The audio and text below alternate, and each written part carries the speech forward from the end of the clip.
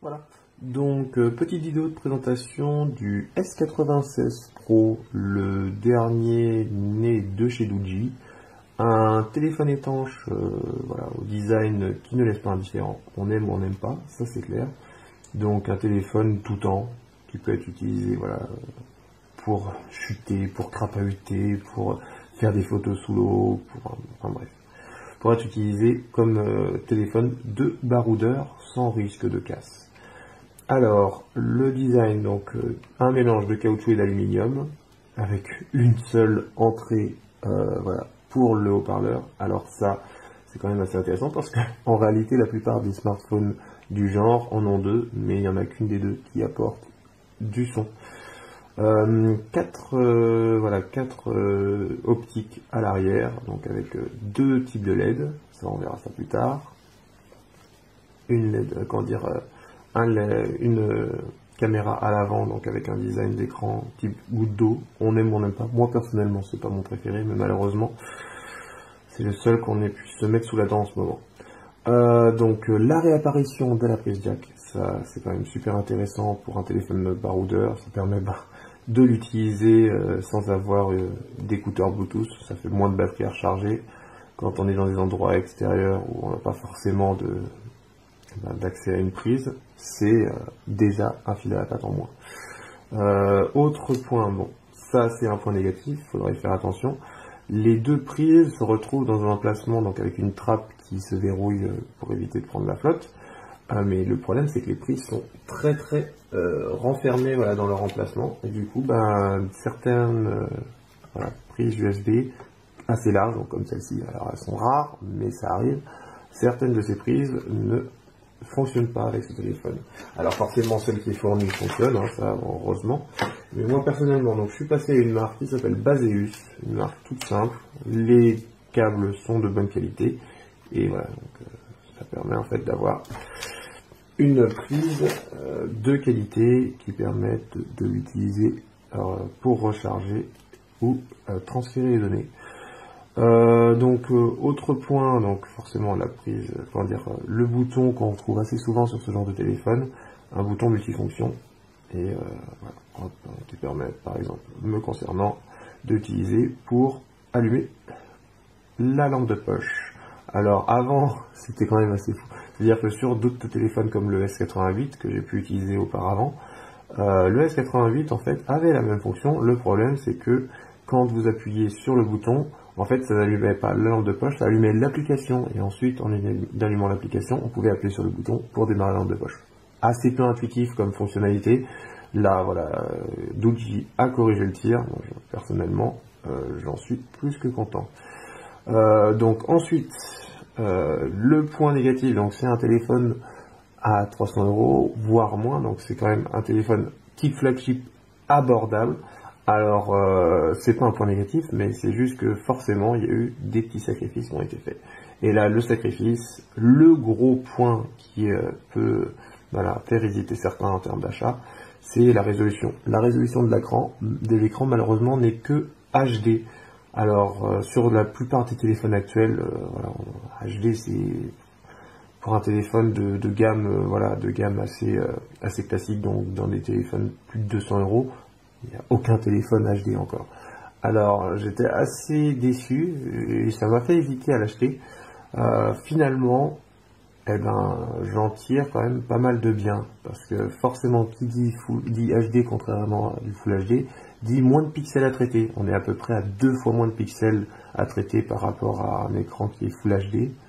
Et avec une batterie de 6000 mAh, donc ce qui explique aussi l'épaisseur qui est quand même assez importante, on se retrouve avec une autonomie qui est comparable à un téléphone avec une batterie de 10 000 mAh, donc forcément avec une épaisseur beaucoup plus importante. Là, pour donner une idée, je compare ça donc au S88 ou au BV9500 Pro, donc de chez Blackview, donc une marque concurrente. Et voilà, donc un téléphone beaucoup plus épais, on a quasiment 50 grammes de plus sur la balance, donc ça se ressent. Et là, non, on a un téléphone avec une batterie quasiment 2 fois moins importante et pourtant une autonomie quasiment comparable.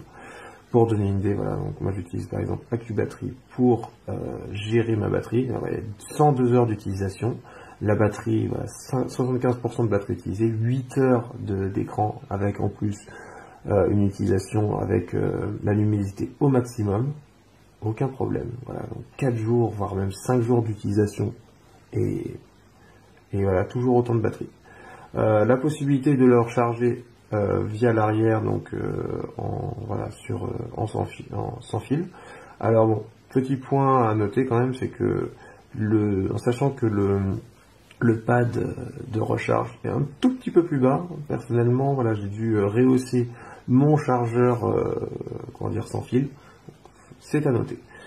Autre chose, donc forcément en termes de qualité, de vitesse, on se retrouve avec un processeur, une mémoire dernier cri, ça voilà, forcément 128 Go, 8 Go de RAM, largement suffisant. Si vous voulez, alors ça c'est quand même assez intéressant, c'est que il y a un petit caddie pour utiliser 2 cartes SIM et une carte micro SD.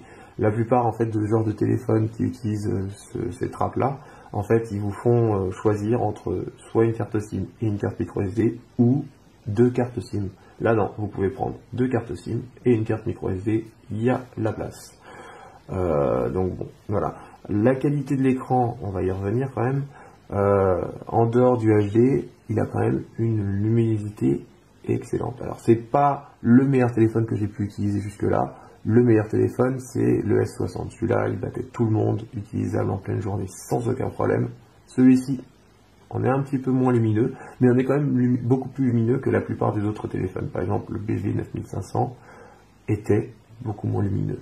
Alors ça se voyait sur une utilisation, par exemple quand vous étiez en haute montagne, vous avez de la lumière du soleil et la neige se reflétait un peu partout. Et bien là non, ici pour l'avoir utilisé avec les dernières neiges qu'il y a eu ces derniers temps, utilisation en pleine journée, en plein soleil, aucun problème. Autre point, la qualité photo. Et là, un sans faute. Alors, on n'est pas sur la qualité qu'offrirait par exemple, je sais pas moi, un Apple.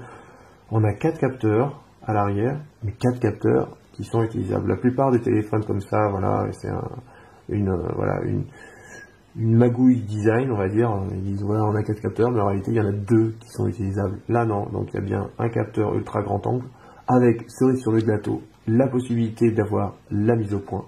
C'est quand même super intéressant parce que ça permet par exemple de faire des photos ultra grand angle, donc type fisheye, avec des objets très très proches.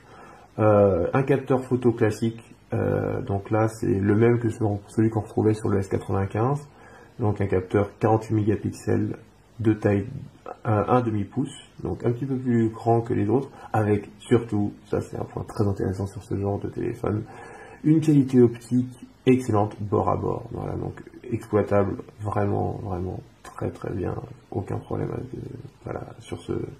Ensuite, en dessous, un capteur macro. Alors celui-ci est un petit peu moins bon, soyons honnêtes. Ça veut dire que la résolution n'est pas suffisante. Ça veut dire que le capteur du dessus permet de, en étant un petit peu plus loin, la résolution étant plus élevée, on retrouve quasiment autant de détails. Et puis ce petit capteur là, qui est le petit détail qui fait la différence sur ce téléphone, un capteur infrarouge. Donc ça veut dire que on a une rangée de LED qui peut être utilisée pour la LED, la LED en plein jour, et puis une rangée de LED infrarouge. Donc, alors c'est de l'infrarouge low glow, donc on va pas rentrer dans les détails. C'est-à-dire qu'il y a une toute petite, on voit quand elles s'allument, ça veut dire qu'elles sont légèrement rouges, mais sans aucun éclair. Elles n'éclairent pas, elles sont juste rouges, et ça permet en fait d'éclairer en infrarouge pour le capteur infrarouge. Donc c'est pas du gadget finalement, je m'en sers quand même de temps en temps. Ça veut dire que quand vous êtes sur le terrain en pleine nuit et que vous avez envie de vous déplacer sans être vu, vous pouvez en fait allumer le téléphone et en fait voir où vous allez directement sur l'écran. C'est fou. Point intéressant, c'est que en fait j'avais lu sur internet avant de l'acheter que le capteur ne permettait pas de faire de vidéos en réalité. Alors je ne sais pas si c'est une mise à jour de Doogee de Luigi ou autre, c'est que vous pouvez en fait directement sur le capteur, bon, on va aller voir, hop, directement en Activision, vous pouvez voilà, choisir entre vidéo ou photo. La vidéo, c'est de la 4K, donc aucun problème. Par contre, malheureusement, voilà, on est sur ce genre de téléphone, il n'y a pas de stabilisation optique. Et malheureusement, il n'y a pas non plus de stabilisation électronique. Ça, c'est le point négatif sur voilà, sur ces caméras. La qualité de la caméra frontale, voilà, c'est personnellement, je m'en sers pas. Quand on est sur le terrain, on n'est pas là pour se prendre en photo. Elle fonctionne bien. Voilà, c'est le but, ça fonctionne bien, quoi. On se retrouve sur de la 4G, pas plus, donc 4G+, ça veut dire qu'il y a voilà, sur la B28 par exemple, qui est une bande assez difficile à trouver sur certains téléphones, c'est la bande un peu spécifique à Free, elle est présente, voilà, il y a tout pour la 4G, 4G+, ça fonctionne bien, c'est fluide. Le capteur GPS, aucun problème, ça c'est intéressant. Le capteur Wi-Fi, mention spéciale, beaucoup plus précis, je veux dire beaucoup plus sensible. Donc là, même en se retrouvant à, je sais pas, peut-être à 50 mètres de ma source, et pourtant il y a des murs, et ben là on se retrouve avec 3 barres sur 4. Mon téléphone qui était le plus proche sur ce genre d'utilisation, c'était le S80, pas le S95, le BV9500 de chez Blackview, et ben là on fait encore mieux. Voilà, c'est que du bonheur. Donc bon, voilà, que des bonnes choses en dehors de l'écran et en dehors de l'écran et de cette petite fausse note, à savoir la prise en dessous, que des bonnes choses, que des points positifs. Par exemple, mention spéciale aussi pour le lecteur d'empreintes digitales, assez large, donc qui fonctionne vraiment quasiment à 100%. Et voilà. Donc, à qui il s'adresse? Je dirais vraiment aux personnes qui veulent un téléphone voilà, ultra polyvalent, et pour lesquels finalement ce petit manque de résolution ne pose pas problème. Moi personnellement, c'est devenu mon téléphone de tous les jours, pas très épais quoi, par rapport à un autre téléphone type BV9500, donc utilisable sans qu'il prenne trop de place dans la poche. Ça, le design par contre, on aime ou on n'aime pas. Hein. Voilà, donc on va dire approuvé.